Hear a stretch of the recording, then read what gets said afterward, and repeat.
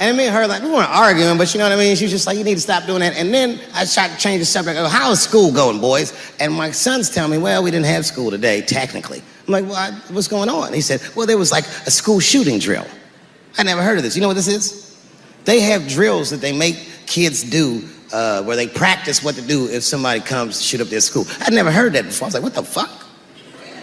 Then I had to tell my sons the truth. I didn't want to tell them this shit. Son, listen to me. Fuck that drill. Somebody comes to your school and wants to shoot it up, I'm just gonna be honest with you. You probably gonna get shot, nigga. I'm just being real. You got a famous dad. I talk a lot of shit. They gonna be gunning for you, little buddy.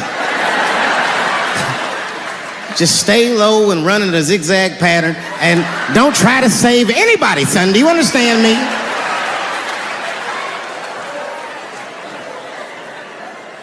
Why would you have kids rehearse for some shit they have no control over? All you're doing is training these kids to worry. It's the stupidest drill I've ever heard of. And while you're in there training them during these drills, well, aren't you training the shooter too? This nigga's in here listening and learning like the other kids. Sit in the back. Where are we supposed to meet?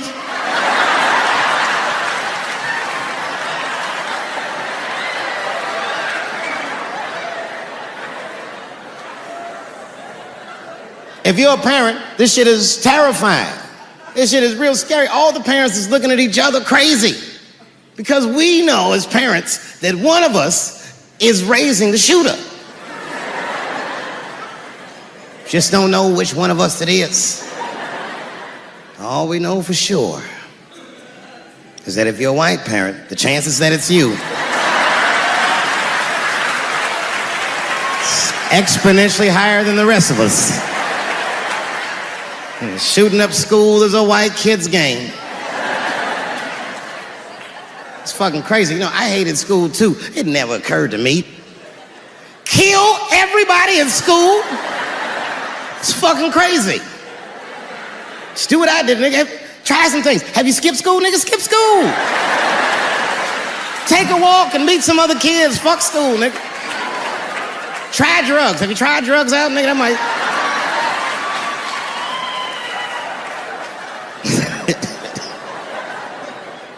Some scary shit. I've given this a lot of thought. I don't see any peaceful way to disarm America's whites.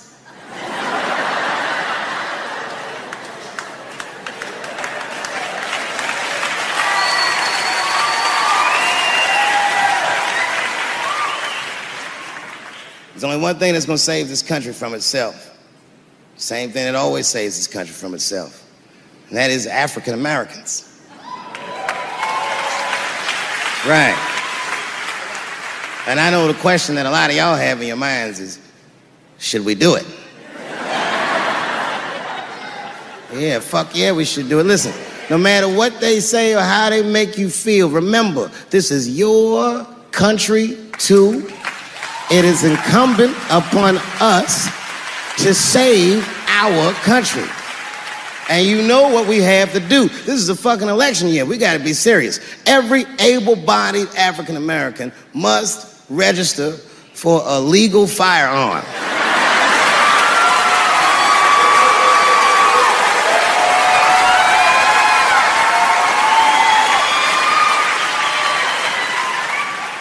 That's the only way they'll change the law.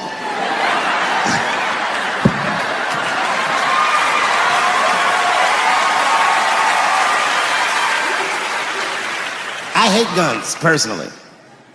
I can't stand them. Yeah, but I have several. I don't want them, but I feel like I need them. Don't forget where I live. I live in Ohio. And anyone that knows anything about Ohio knows that even the word Ohio is an old Native American word. It means, literally, land of poor white people.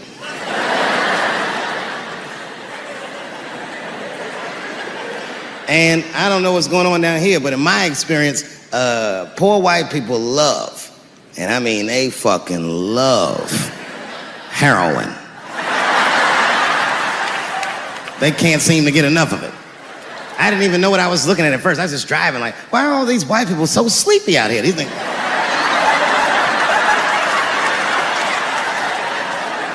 It's really bad.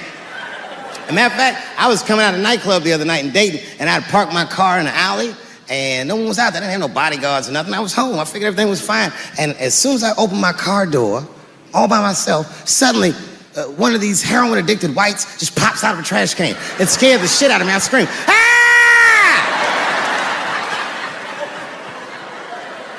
And then I realized it was a woman. She was fucked up. She's like, "Hey, man, relax, okay?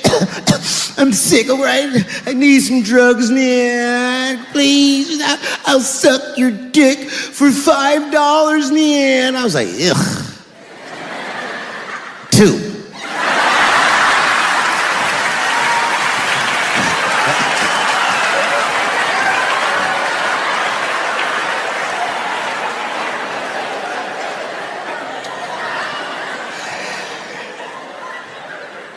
Obviously, I'm joking.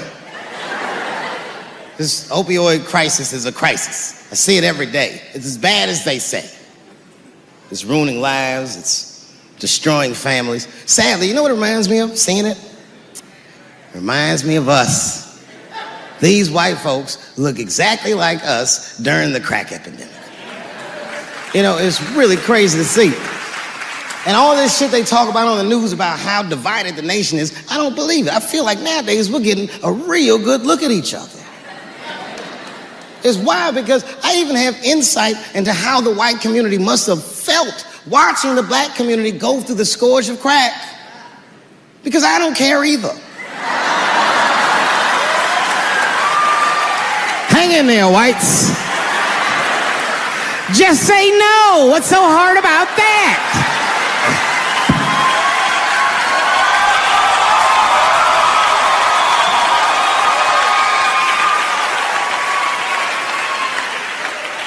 Remember when y'all said that to us? But it's okay. There's no grudges. Now you finally got it right. Once it started happening to your kids, you realize it's a health crisis. These people are sick. They are not criminals. They are sick.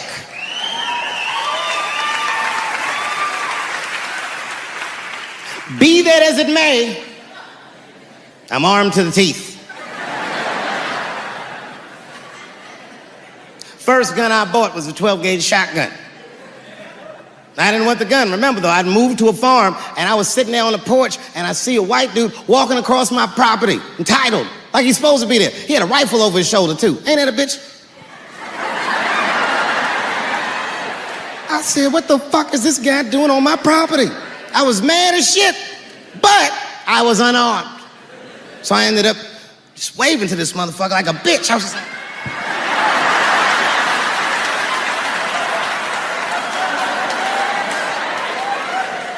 And as soon as he got far enough away, I ran to my car and sped to Kmart.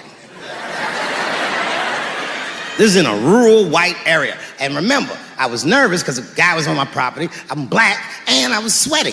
You know what I mean? And I ran to the gun counter, black and sweaty, sweating and black. And I looked up at the nigga, I was like, I look like a slave or something. I said, I need a gun immediately, like that, just like that. The guy didn't answer, no questions. He just grabbed a 12-gauge shotgun, handed it to me. I'd never even held a gun before. I'm not a dummy. I'm like, well, I need some bullets too. And the guy reached under the counter, put 2 box of shells on the counter. He said, all right, buddy, which box do you want? And I didn't know. One box had a picture of some ducks on it. The other box had a picture of some deer. I said, well, what's that box with them ducks? He said, oh, that there's birdshot. And then he goes just like this, I'm not exaggerating, he goes, that won't kill a man.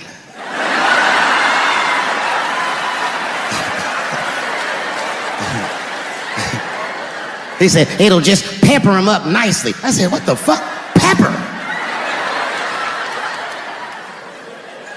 You know what it means to pepper a motherfucker up? It means that when the shell explodes, hot BBs will shoot out of the barrel of the gun, not killing a motherfucker, but penetrating their skin and shallow flesh. Boy, that's gotta hurt. Hot BBs? Ha ha! Remember when Dick Cheney shot a motherfucker in the face and he lived? That was birdshot.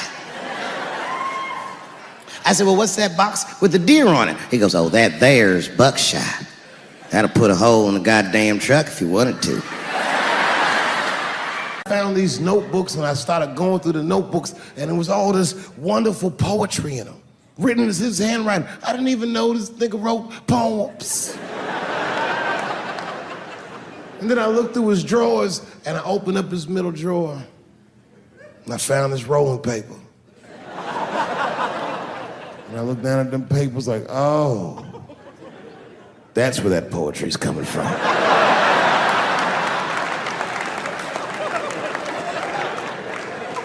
And that shit broke my heart. I mean, I smoked weed, but I mourned my son's innocence. And I cried a little bit. And I took his papers upstairs to my room. Rolled some weed that I'd hid from the family. And I got really high. And then I got paranoid, so I put his papers back how I found them.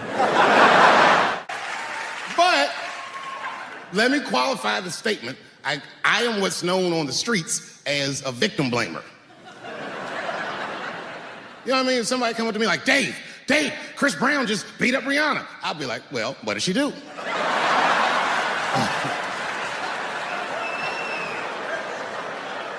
Dave, Michael Jackson was molesting children. Well, what were those kids wearing at the time?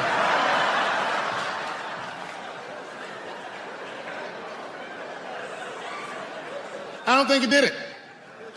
But you know what? Even if he did do it, you know what I mean? You know what I mean? I mean, it's Michael Jackson. I know more than half the people in this room have been molested in their lives. But it wasn't no goddamn Michael Jackson, was it? You know, America has a racial hot seat. I think we can all agree that that's the truth.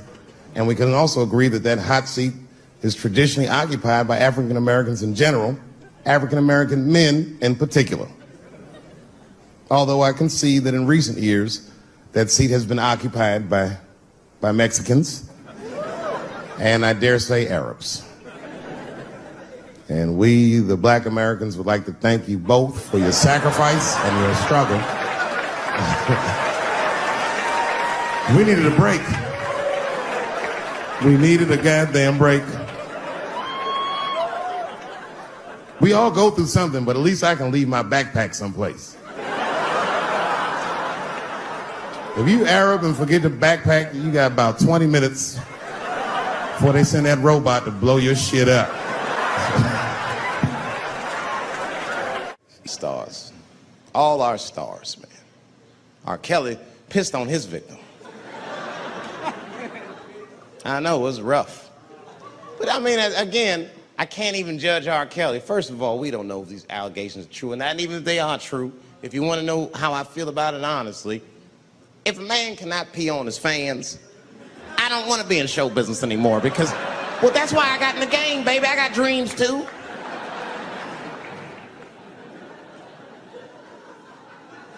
You guys are confusing the issue. While you guys are busy worrying about if R. Kelly even peed on this girl or not, you're not asking yourself the real question that America needs to decide once and for all. And that question is, how old is 15 really? No, that's a good question. That's a good question. I'm not saying that a person is as smart as they're going to be at 15. That's not what I'm saying, man. But I am saying 15 to me is old enough to decide whether or not you want to be pissed on. I mean, that's me. If you can't make a decision like that by the time you're 15, then just give up, motherfucker, because life is way harder than that. I make tougher decisions all the time. If you don't want to get pissed on, just get the fuck out of the way. It's not even a decision. If I start peeing on the front row, they're not going to have to calculate and think, oh, how do I feel about this? Am I okay with it? They just move. You can do that at 15. I could have. I've been 15. When I was 15, I was doing stand-up in nightclubs. I smoked reefer from time to time. Friends were selling crack. I was trying to finger fuck people. I knew what was happening around me to some degree. Getting pissed on was the least of my worries at 15. Trust me. But it keeps coming up. There's a lot of confusion around that age. Anytime 15 comes up, people freak out. Like when that girl, Elizabeth Smart, got kidnapped. right? Remember in Utah last year, 15-year-old girl Elizabeth Smart was kidnapped, and then they finally found her, and the whole country was relieved. And I was the only one saying, damn, she wasn't that smart after all. Not because she got kidnapped, that could happen to anybody. I'm not knocking her for that. I'm just saying, if you kidnapped me when I was 15, you gotta take me further than 8 miles away from my house, man. God damn. You can't hold me prisoner around shit I recognize. I'll break away. I'll break away. Fuck off me, nigga. That's my bus stop. I know where I'm at. I'm going home.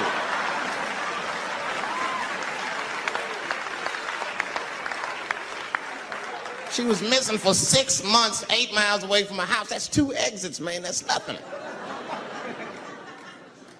And while she was missing, during this half a year that this girl is missing, there's a 7-year-old black girl gets kidnapped in Philadelphia.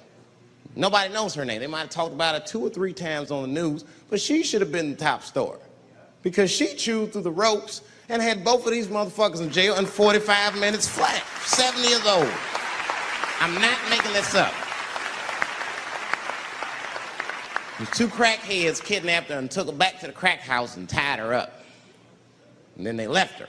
The crackheads, they gotta make moves. Crack, smoke, chocolate to eat. These motherfuckers made moves, they was out.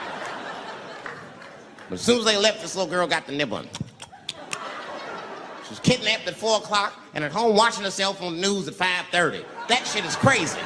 That's a news story. That is a news story. Now,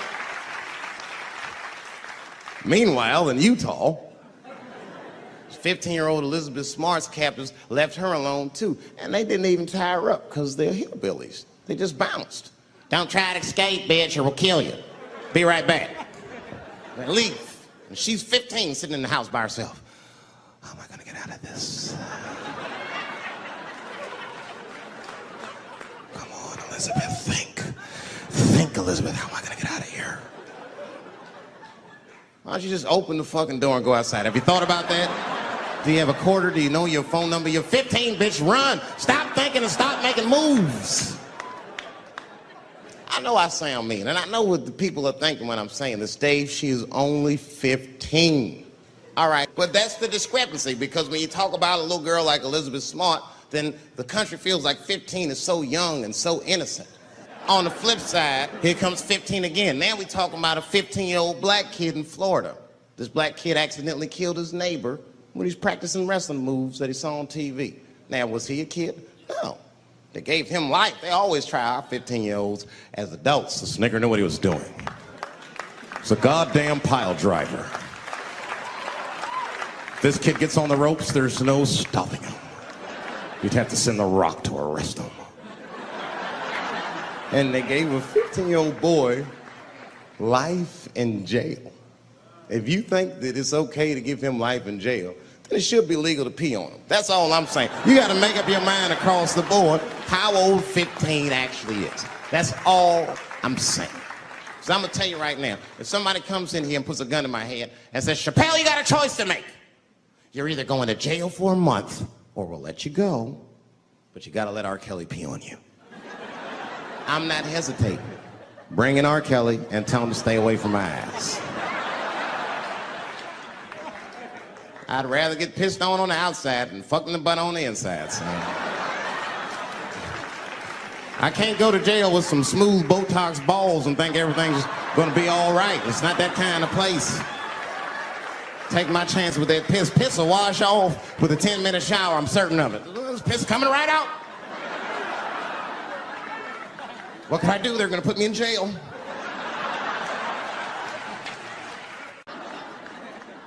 You know who I feel real bad for is Indians. Everybody feels bad for Indians. They get dogged openly because everybody thinks they're dead. These motherfuckers are not all dead, all right? I've seen, with my own eyes, I've seen a gathering of 1,500 Native Americans. They were all gathered in one place. The place is called Walmart in New Mexico.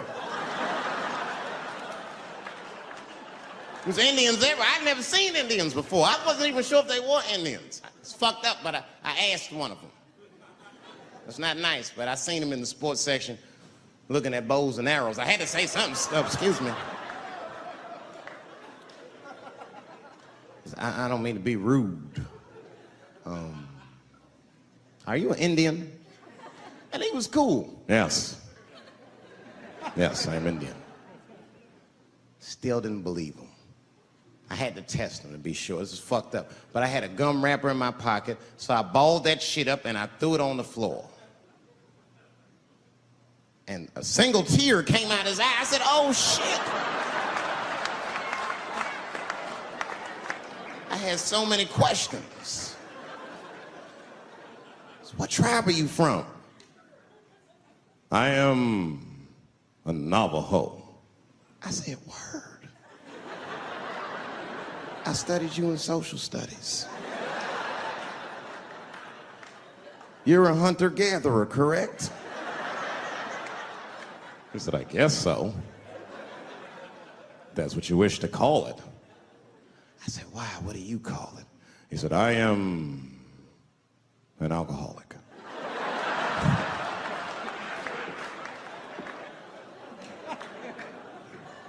I said, well, what's your name, dog? He said, please.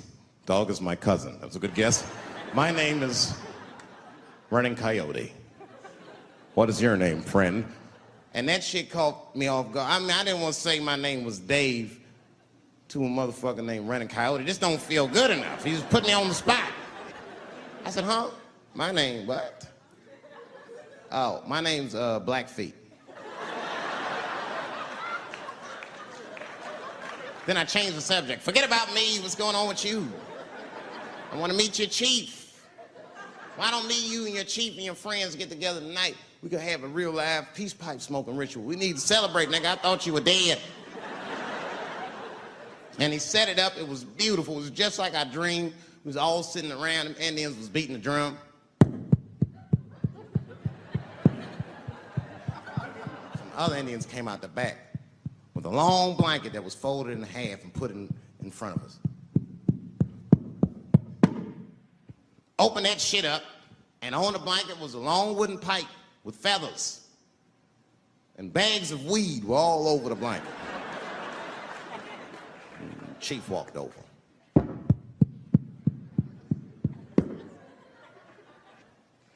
The big ones are 50. The little ones are 25. And these are 10.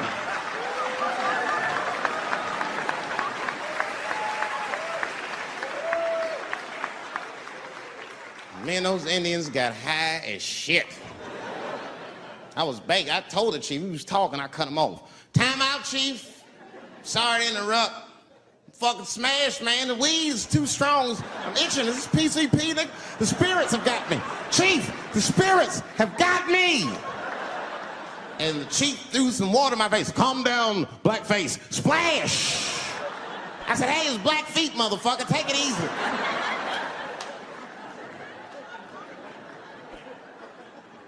Blackfeet, you're welcome to stay amongst me and my tribe for the night until the spirits leave you. And they gave me my own teepee to sleep in, which sounds nice. I personally felt like it was a little fucked up, you know, because they all had houses, man. It's like, why can't I sleep with y'all in the house and watch TV? Nigga, I can't be on this grass all night.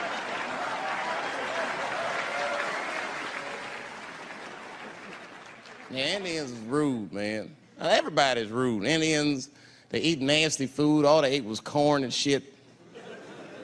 Doritos, I think they call them. That's right. People only see the surface.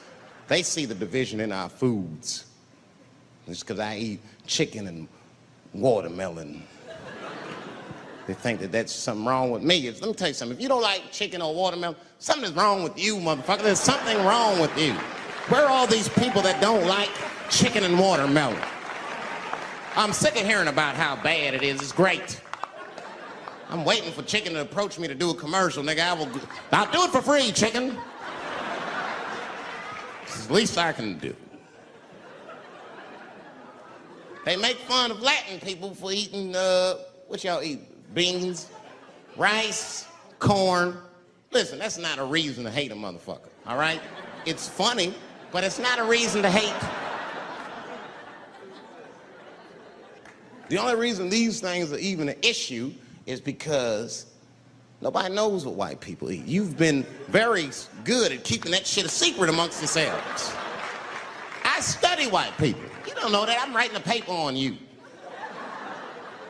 Not even for school, nigga, just to do it. Just to get, I'm just doing independent research. I'm spending my money. That's why I'm working so hard. I follow you around grocery stores. They freak out. I just try to peek in the cart. They always say, get away from my cart, nigga. What are you looking at? Chicken and giblets are over there. You must be lost. These are vegetables.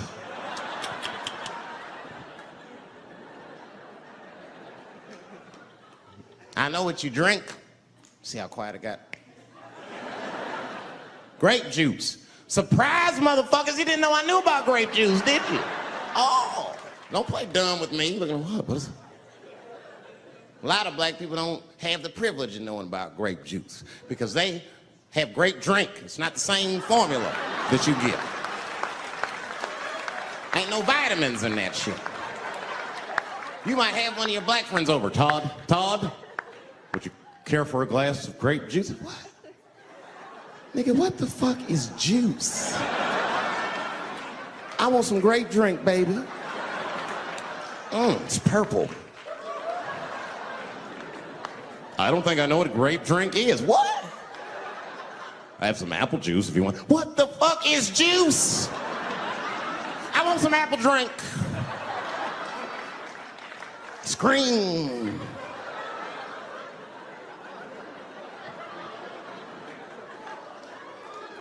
Remember that commercial for Sunny Delight when all the kids run in from outside playing? And they all run to the fridge. All right, I got some purple stuff, some Sunny D. As soon as you say Sunny D, all the kids go, yeah! Watch the black kid in the back. If you ever see that commercial again, look at that black kid. He'd be like, I want that purple stuff. That's drink, nigga. That is drink. They want drink. I want all them vitamins, nigga. I want drink. Sugar, water, purple. That's the ingredient. Sugar, water, and of course, purple. It's too fucking much. I got a lot of things to talk about tonight. First of all, I've stopped smoking weed. With black people, you didn't let me finish, motherfuckers. God damn. I'm sorry, black people, to break the news so publicly, but I can't smoke with you anymore. Every time I smoke weed with my black friends, all you talk about is your trials and tribulations. I'm sick of that shit. I got my own problems. Nigga, that's a waste of weed. I'm smoking weed to run away from my problems, not take on yours. From now on, I smoke weed exclusively with white people. Calm down, motherfuckers. You win by default. You got good weed conversation. All white people talk about when they get high is other times that they got high. I can listen to that shit all night. Dude, remember at Frank's last week? It's fucking smashed, man. And catalogs everything they drink. 2 shots of Jaeger, tequila, 4 bong hits, man, beer, cheeseburger. That shit is great. Only bad part is you cannot pass out around white people. Every time white dudes pass out around each other, they always do some borderline gay shit when the guy's asleep. Frank fell asleep, so he stuck a carrot in his ass and put shaving cream on his balls. Why, motherfucker? Why would you do that to a friend of yours? He trusted you enough to sleep around you. You gonna put a carrot in his ass? Is that nice? I tell you right now, if I put a carrot in a black dude's ass, a nigga will kill you when he wakes up for some shit like that. That is an automatic death sentence on the street. It's a rap for you. I'm gonna kill that motherfucker. I thought y'all was friends, baby. What happened? I fell asleep at his house, right? We was drinking, and I fell asleep at his house, and while I was sleeping, right? I'm just gonna kill that motherfucker, all right? That's all you need to know. And fuck carrots. Well, I have some very bad news for the people in the front rows. I heard that some of you paid as much as $800 for your tickets. Sadly, I did this same show a couple weeks ago in Atlanta for $60 a head. Can you imagine? Nigga, you could have flown to Atlanta, got a hotel, had some dinner, and came back, and you still have a little money left over, niggas. Paid way too much just to see me in this gay-ass neighborhood. All right, let me roll up my sleeves and tell these pussy jokes. Will told me to say there hasn't been this many pussy references in this room since Cats was here. Boy, I gotta tell you, man, I've been doing this set all week, and boy, I've been telling these jokes, and sometimes niggas look like they're in actual pain over the jokes. None of it's that bad to me, but I understand why it could hurt some people's feelings. So tonight,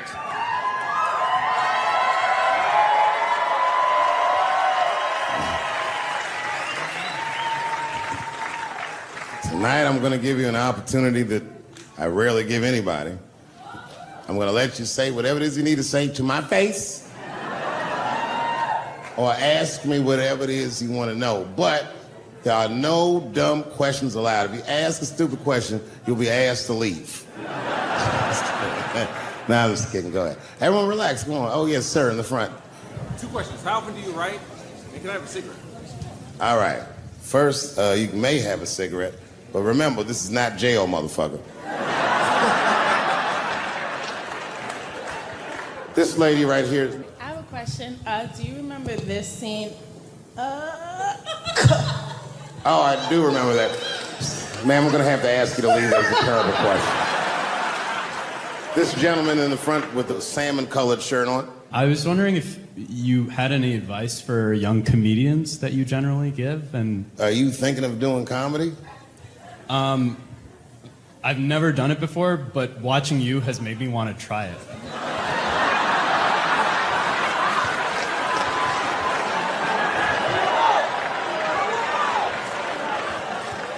I don't know if that's an insult or not. It's a compliment. It's. I mean, niggas don't say I've never done brain surgery, but it looked a lot easier than I thought. I'm teasing. All right, here'd be my advice. Okay, I don't know how comedians start nowadays, right? But what I would suggest is just start. And once you start, you can't really stop, no matter what happens, no matter how bad it gets, no matter what people say. You know what I mean? Because comedy is weird like that. You know why I hate watching other comedians do comedy? Not because I hate other comedians, but because I love comedy so much. It's like watching somebody else fuck your girl. And I say, fuck her better than that. Yes, you on the aisle up there, the lady with the long... Yes, you standing up, I see you. My favorite book of all time, The Narrative of the Life of Frederick Douglass.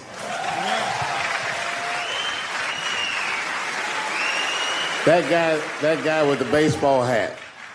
Marry, fuck, kill, Michelle, Rihanna, Oprah. Wait, who's Michelle? Oh, Obama. Well, sir, you're putting me in quite a pickle. I can't say I'll fuck Michelle Obama. That's insane. Well, I guess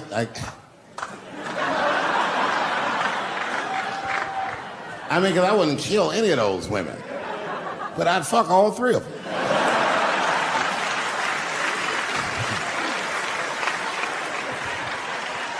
The gentleman in the blue Oxford standing up. Tell us a story with Charlie Murphy. Tell a story about Charlie Murphy? Or your favorite. Boy, there's so many good Charlie Murphys. You know, the thing with Charlie Murphy is he used to just make us laugh all the time. And I used to ask him about all the old Hollywood shit I was curious about. Like when they used to accuse Michael Jackson, I remember asking once, I go, Charlie, do you think Michael Jackson actually did those things? And he said, let me ask you a question, Dave. He said, say it is illegal to fuck women. How long are you staying out of jail? So God bless Charlie Murphy, wherever you are. Charlie, I love you. Who do you think is going to win the 2020 election? All right, I'm going to put a pin in this, but I'll tell you right now, fella, I don't know, but I think Trump has a better shot than a lot of people would like to think. I'm just saying, it all depends on how the left talks. The way we're talking is not going to win the fucking ball game. Donald Trump's over there on the right, grabbing handfuls of pussy. Joe Biden can't even smell hair over here. Fuck this side. All right, man, go ahead. Thank you so much for this show. And How old are you? 25. 25? Yeah. Boy, don't let R. Kelly see you. He's gonna pee on you by accident. Oh, my bad. I thought she was 15. Yuck.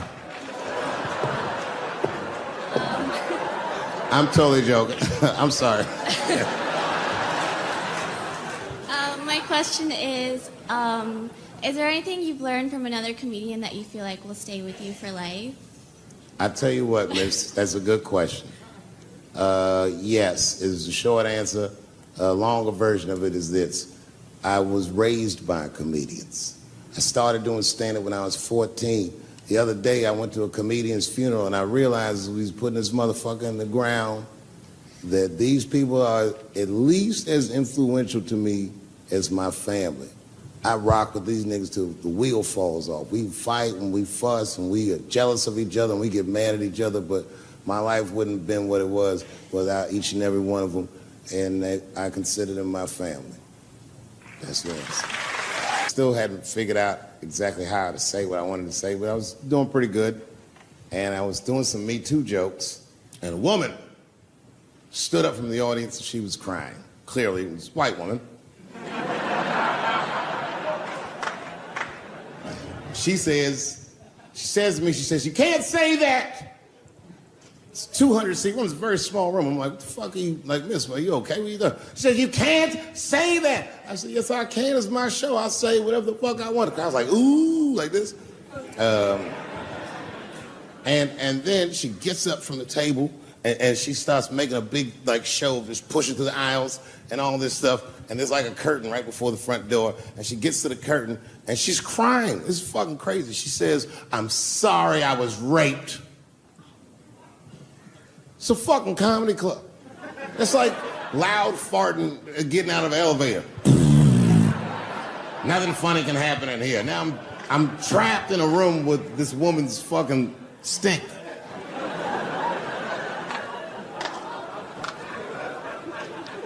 And I say, miss, it is not your fault that you were raped.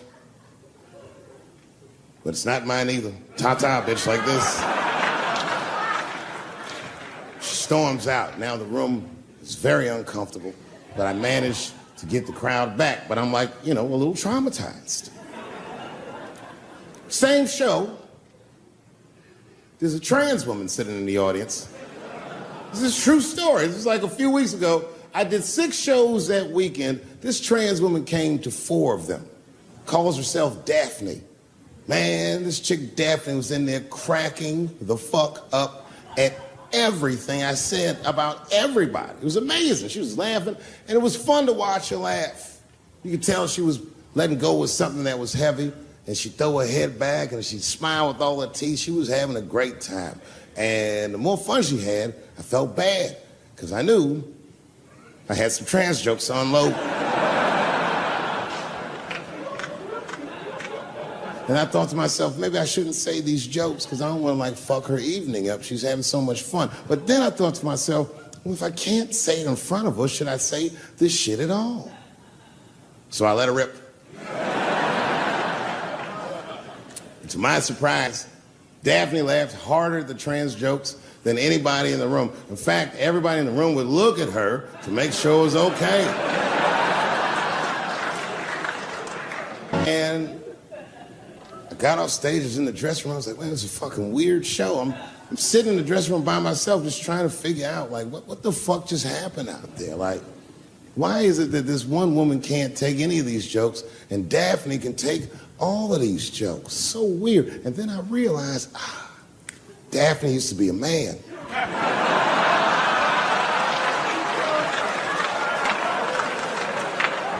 So now I go out of the dressing room and like you can see like all the staff was there like cleaning the club up, the audience had gone, and sitting at the bar by herself was Daphne. And she's like, hey, Dave, come join me for a drink. And I don't want her to think that I'm transphobic or nothing, so I'm like, fuck, I guess I could have at least a drink. And we get some tequila and we're sitting there. And she was fucking cool. Turns out that Daphne, she wants to be a comedian. She was asking me for advice and I told her advice and all this shit. And then she says to me, she says, boy, you sure do get a bad rap for your trans jokes. I said, Daphne, thank you, but you don't have to say that. I hope I didn't offend you. She goes, no. She said, in fact, I read about you in the New York Times. I said, you did? She said, yeah. She said, I thought it was interesting that they blamed you for R. Kelly. They said you normalized him for telling jokes about him. I go, yeah, they said that. She goes, I wonder why they never said that you normalized transgenders by telling jokes about us. And I'd never thought about that. It never occurred to me. And we started making out. And then like, I reached up just to see what it felt like. I was like, what? And it felt like pussy, did it? It was just like, go ahead, ask me a question. What the fuck you gonna do if Trump get reelected? What am I gonna do if Trump gets reelected? Probably get a significant tax break.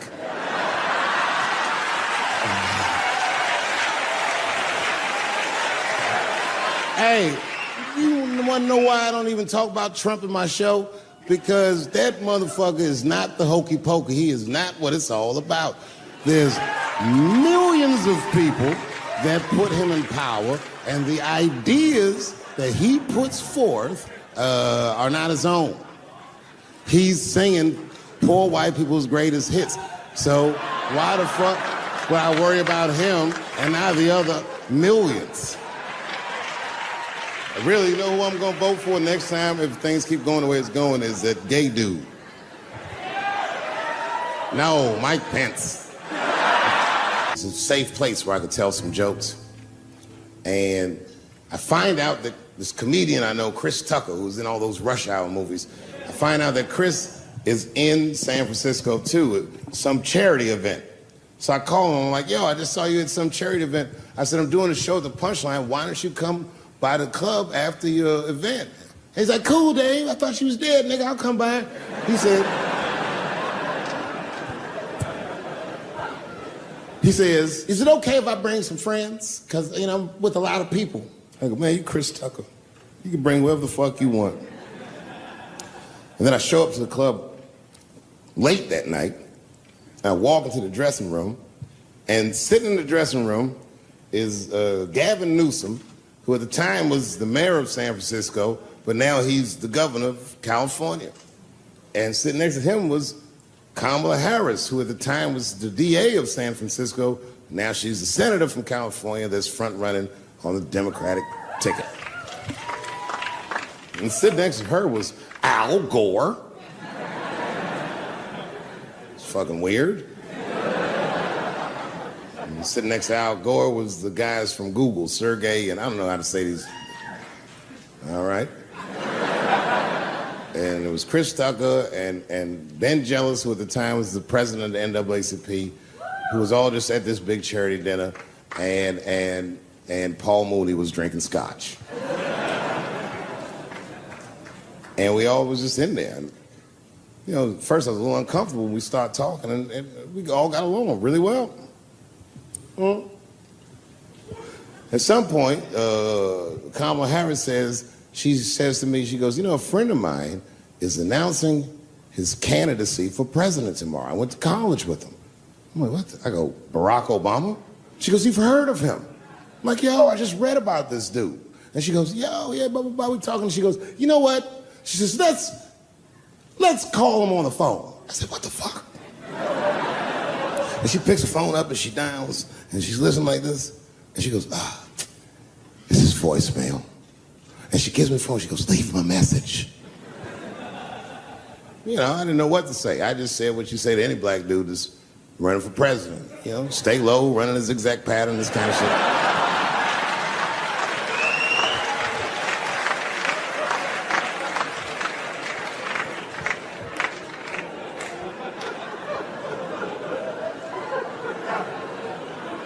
And then the last thing I say is, you know what? I said, sir, I really do believe you can do this. Like, man, I'm wishing you luck. Now, next day I wake up and go for coffee at a place called the Embarcadero. It's like an eatery by the sea in San Francisco. And I'm walking to the coffee shop and there's a police line and I can't cross the tape. But then I figure, fuck it, I'm Dave Chappelle, so I go into the thing like this. And the police yoke me. These motherfuckers like tackle me immediately. And I see over the police's shoulder Gavin Newsom. I couldn't remember his name, but I remember the night before I had kept teasing him and saying he looked like Christian Bale, the guy from the Batman movies. So I see him and I can't remember the name, so I'm just like, Batman, help!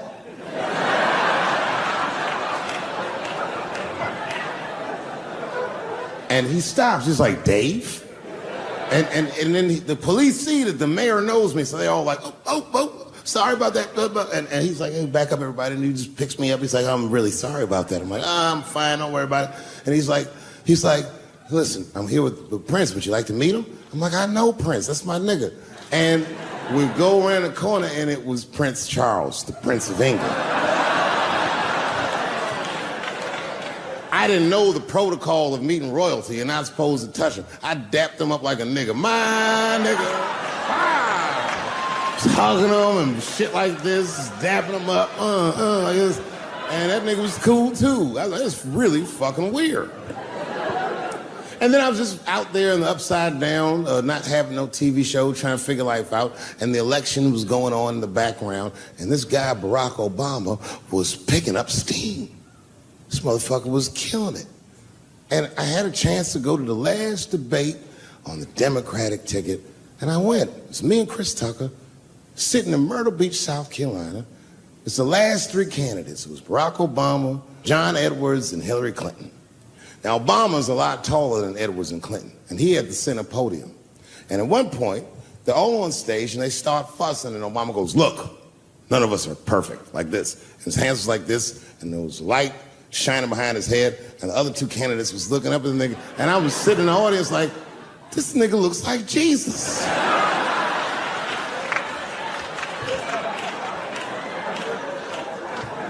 And I realized in that moment that I was looking at the next president of the United States. I was certain of it. I couldn't explain it, but I knew what I was seeing.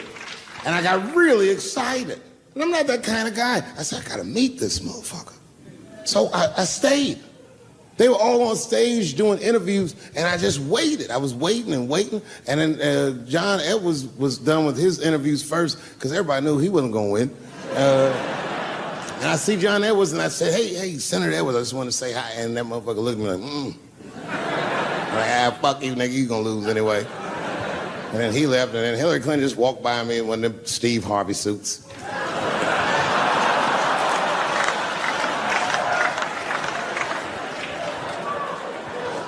But Obama was taking forever. Everybody wanted to talk to him. When I knew the media saw exactly what I saw, there was no question about it. That was the guy. I waited and I waited, and finally, it must have been over an hour and a half, he finishes his last interview. He's like, well, thank you very much. Good talking to you. And he turns around, and we make eye contact.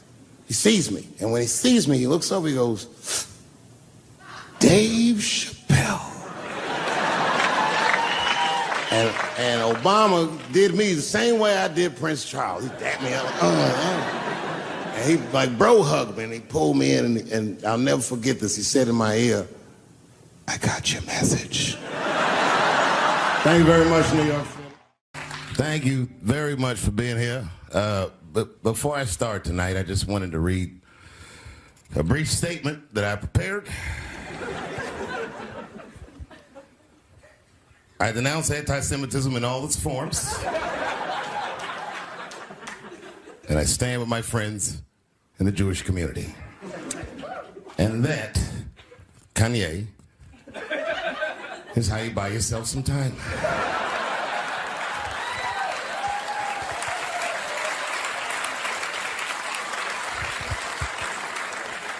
I gotta tell you guys, I've probably been doing this 35 years now. And early in my career, I learned that there are two words in the English language that you should never say together in sequence. And those words are the and juice. I've never heard someone do good after they said that.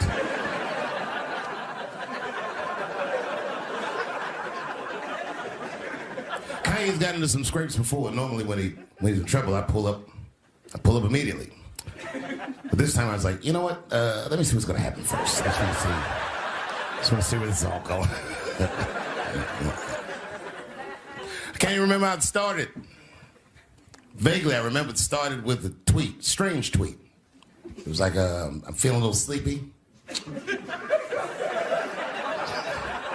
I'm gonna give me some rest, but when I wake up, I'm gonna go DEFCON 3 on the Jews. And then he just went to bed. I was up all night worried. What is he gonna do to the Jews?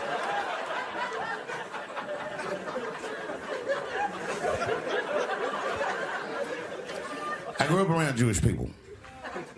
I have a lot of Jewish friends, so I'm not freaked out by your culture. I know a little bit about it just from hanging around. I'd be like, yo, let's go out at school tomorrow. They'd be like, we can't go out. It's Shanana tomorrow. I'd be like, where? What is Shanana?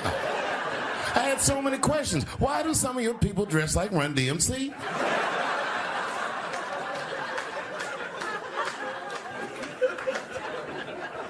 Kanye woke up from that nap, he went right to work. A year ago, I'd seen him on a podcast called Drink Champs, a great show, and it was an amazing appearance. Noriega and them were there, the rappers that I love, and they all had their gold chains and stuff on. And Kanye said, only millionaires wear chains. They said, what? He said, I'm a billionaire. Billionaires don't wear their money on their body. I tucked my chain and I said, oh, snap. That's right. It was a good appearance. It was fun and funny. But when he woke up, he went on Drink Champs again. This time, he was on one. He was mad about something. He said, I can say anti-Semitic things, and Adidas can't drop me. Now what? Adidas dropped that nigga immediately.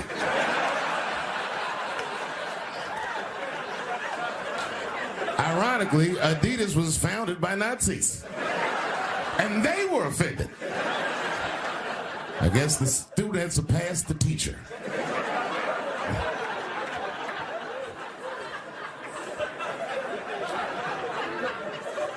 It's a big deal. He had broken the show business rules. There's just a rule. You know, the rules of perception. If they're black, then it's a gang. If they're Italian, it's a mob. But if they're Jewish, it's a coincidence, and you should never speak about it.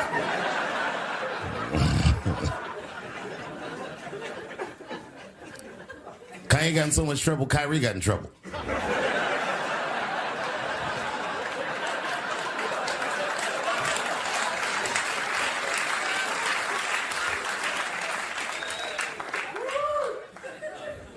Kyrie Irving posted a link to a movie that he had seen on Amazon. No caption on the post or nothing like that. But apparently this movie had some, I don't know, anti-Semitic tropes or something. And it was some weird title like From Hebrew to Negro or something. And the NBA told me he should apologize. And he was slow to apologize. And then the list of demands to get back in their good graces got longer and longer. And this is where, you know, I draw the line. I know the Jewish people have been through terrible things all over the world, but you can't blame that on black Americans. You just can't. You know what I mean? Thanks to the one person that said that. A fair punishment would be he should just post a link to Schindler's List and y'all write your own captions.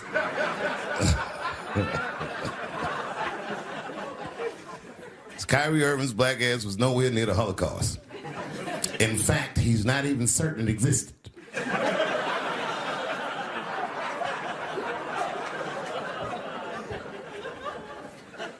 I saw one news pundit screaming about Kanye. She said, mental health is no excuse for that type of language. Yes, it is, bitch. You can kill somebody if you're mentally ill. Listen, okay, I don't think Kanye is crazy at all. I think he's possibly not well.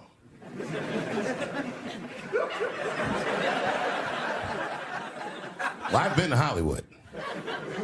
I don't want y'all to get mad at me. I'm just telling you, I've been to Hollywood. This was just what I saw.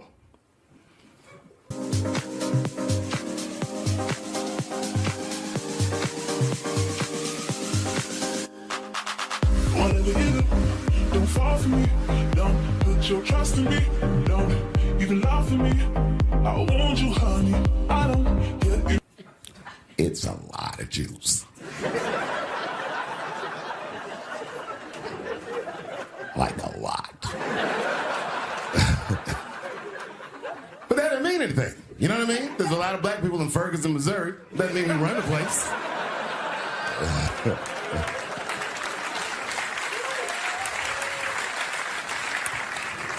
I could see if you had some kind of issue, you know what I mean? You might go out to Hollywood and you might start connecting some kind of lines, and you could maybe adopt the delusion that the Jews run show business. It's not a crazy thing to think, but it's a crazy thing to say out loud in a climate like this.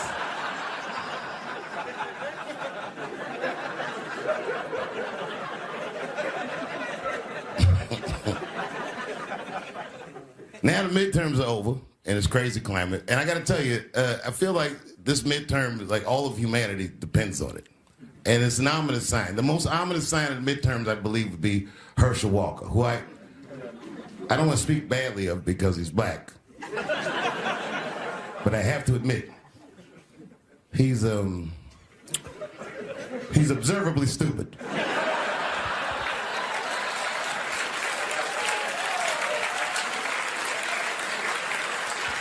Even when he's not talking, his mouth be open a little bit like. He's the kind of guy that looks like he thinks before he makes a move on tic-tac-toe.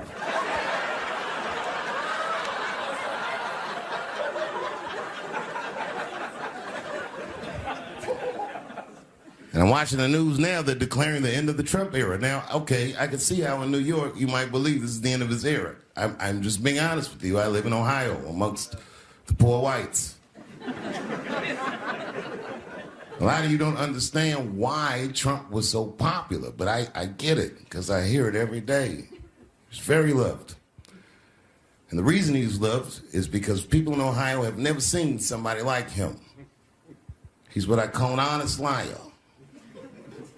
Well, I'm not joking right now. He's an honest liar. That first debate, I'd never seen anything like it.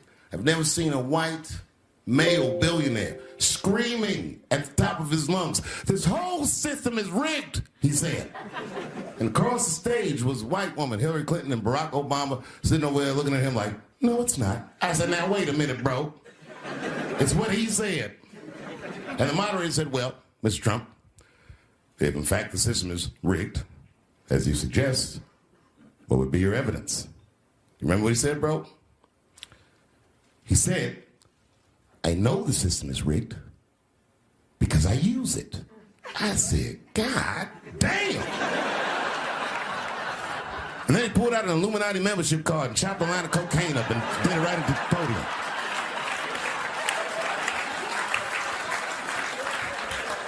No one had ever heard someone say something that true. And then Hillary Clinton tried to punch him in the taxes. She said, "This man doesn't pay his taxes." He shot right back. "That makes me smart."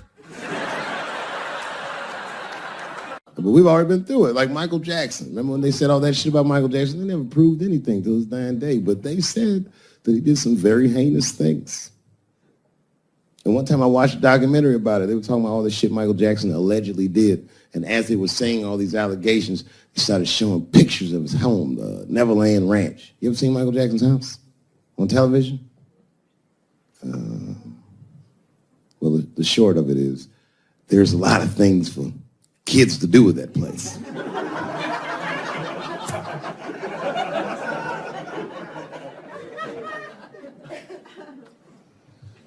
And I saw the whole thing, exotic animals and Ferris wheels and merry-go-rounds and shit. And the more they showed it, the more certain I was that I don't think Michael Jackson did any of those things they said he did. His house didn't look sexual. It looked like he was flossing on those motherfuckers. Gay people have a hard time doing that recently. Here we go. Here comes the deep water. No, recently I've noticed that. I noticed it with that Manny Pacquiao controversy. Yeah, no, it was now in the gay community's defense, Manny Pacquiao said some outlandish shit about gay people. Very, very not nice things that I won't repeat, but there was biblical verses and some analogies to animals. Wasn't a good look. Nike took his shoes immediately, which I thought was a little harsh. A little harsh. You know what I mean? Because he's, just because he's Asian. You know what I mean? Fuck, you gonna take shoes off Asian dude to appease a gay dude. You know what I mean? No? You don't know what I mean. But Asian people kind of know what I mean. No? No Asians in the front? No? No, this is what I mean. Okay, look. Okay, you're an Asian dude. No, I say this with no disrespect. But we're all Americans, right? And we can agree that America has a huge body count all over the world, but nowhere more than Asia. Literally, if you look at history, recently, we have bombed the masculinity out of an entire continent. We dropped 2 atomic bombs on fucking Japan, and they've been drawing Hello Kitty and shit ever since. There's a lot of lady boys in the wake of our bombs. And I know these things because my wife is Asian. She's Filipino. All right, well, okay, so that explains it. Now you know why you see me at all those Filipino events. I'm not there picking up pussy, I'm dropping some off.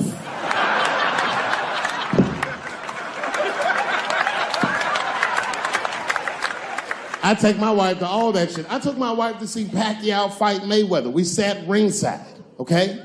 That was a quiet car ride home. That's what that was. But if you know what's popping in the Philippines, you know that they got a whole generation of kids in the Philippines growing up without their mothers. Yes, a lot of women in the Philippines go to the Arabian Peninsula, they come to the United back home, which is still one of the #1 staples in the Philippines economy, money that their expats send back to the Philippines. The men, on the other hand, are left rearing children, twiddling their thumbs, waiting on their wives' checks. These men have been fucking emasculated. And then suddenly, a boxer rises from amongst them and reinstates their manhood with his motherfucking fist. This is not the guy you're supposed to ask, what do you think of homosexuals? He's not your champ. Shit. That's why I don't have a sneaker deal, because if you say something that people don't like, they'll take your fucking shoes off. Road ahead. They've got the longest mental gap to bridge. That's all I'm saying. Because, you know, whenever I see one of them T's on the street, I don't mind them, but I'll be like, man, I miss Bruce. I'm sorry, guys. I'm 42.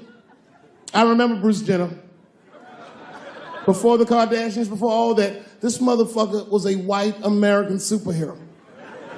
It was amazing. He was beating Africans at track and field. We'd never seen anything like it.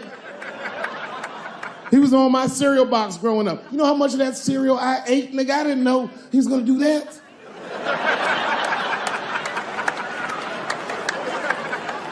I knew before you guys knew.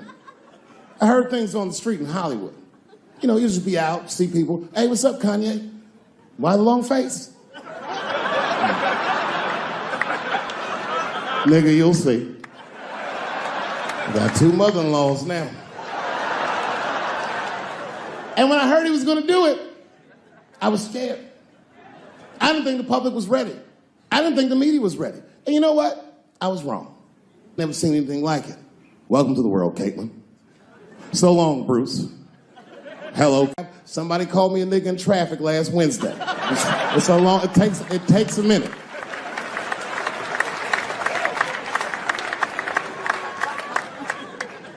My wife's friend, Stuart, told me that. My wife has a lot of gay friends. Stuart's their leader. She has a lot of gay friends. And I don't like them.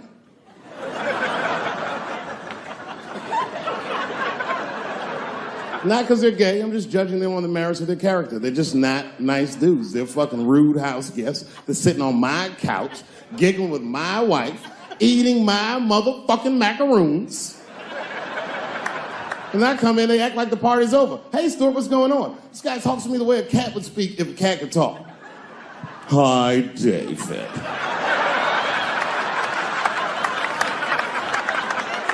Stuart, what's all the beef, man? What's going on?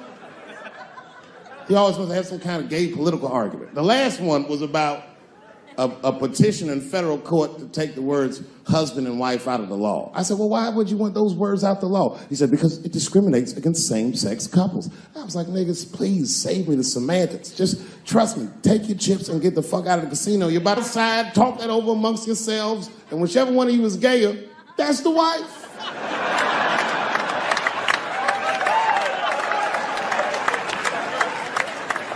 No, Stuart didn't like that. Stuart educates me about this movement, you know what I mean? I didn't even know shit about it. He told me it's called LBGTQ.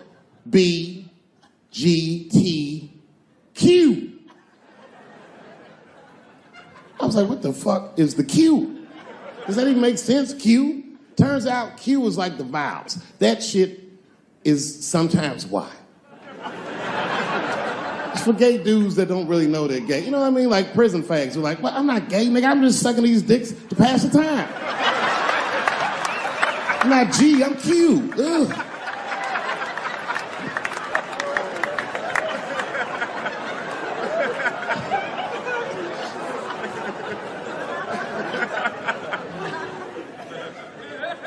I think, okay, again, of all those letters, the T has the toughest road ahead. In fact, I think the T should stand for tough. If Martin Luther King had a sneaker deal, we'd still be on the back of the bus. They always true, the Nike exec come up, hi, Martin, we need you to tone down the talk of civil rights and blacks being humans. It's upsetting our southern distributors. But I don't understand. I thought that's why I had a sneaker deal in the first place. Not quite. Really, it's a walking shoe, and we like the marching, but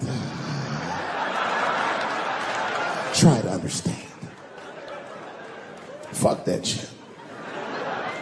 You know, I get it, though. I understand why gay people are mad, and I empathize. You know what? I'm just telling you this is a black dude. I support your movement, but if you want to take some advice from a Negro, pace yourself. These things take a while. Just because they passed the law doesn't mean they're going to like you. Because Brown versus the Board of Education was in 1955. I was shocked. Is this happening? Wait a minute. Is this a time in American history when an American can make a decision for themselves, and even though other Americans don't understand it, they'll support it and let this person live a happy life? Is this what's happening? If it is, then good for America. That's Dave Chappelle, the American. Although Dave Chappelle, the black American, he was a little jealous. I was like, how the fuck are transgender people beating black people in the discrimination Olympics? If the police shot half as many transgenders as they did niggas last year, it'd be a fucking war in LA. I know black dudes in Brooklyn, hard street motherfuckers that wear high heels just to feel safe.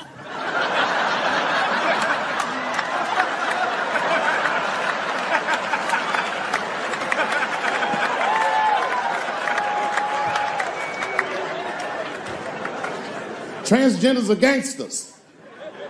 I used to do business with a transgender in Hollywood. Man, everybody would be scared of her in the boardroom.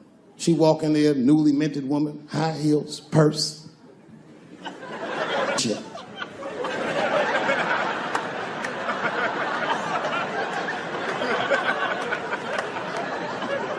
And then she walked to the head of the conference table, stare at us all, reach in her purse and pull her old dick out and throw it on the table. Let's talk business, gentlemen. Ah!